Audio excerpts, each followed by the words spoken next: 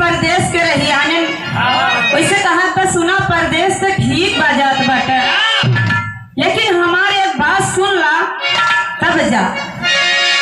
कहत बा कि सबही देश परदेश जइहा, लेकिन जहाँ हम कहत ही हमरे जानकारी में जवन परदेश बा हुआ मत जइहा। कहत बा कैसे?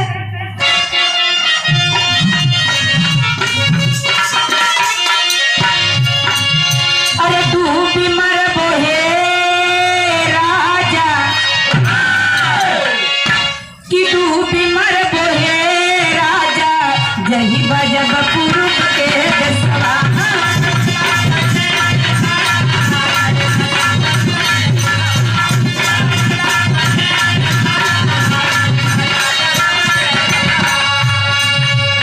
कि जही बजब पुरुष के देशवा, जही बजब पुरुष के देशवा, डूबी मरबो हे राजा जही बजब पुरुष के देशवा।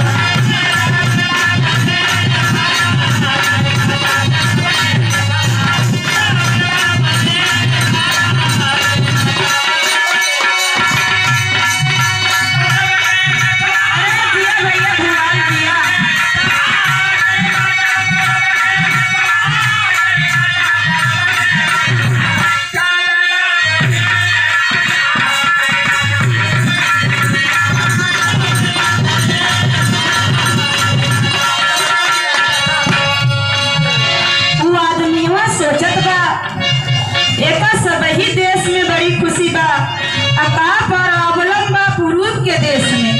वो पूछत बा काहे तो दुल्हनिया बतावत बा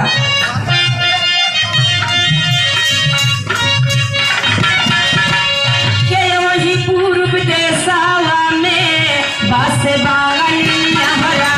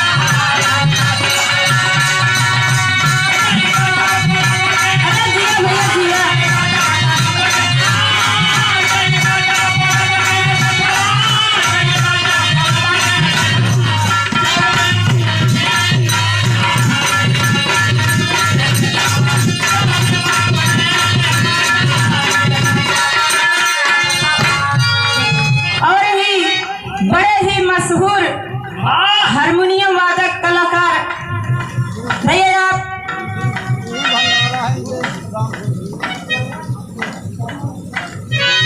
परम आदरणीय श्री राजकुमार गुरु जी के चरणों में हम बच्चे नमन करते हैं, आशीर्वाद की कामना करते हैं कि अपन छत्र छाया हम सब पर भी बनई है।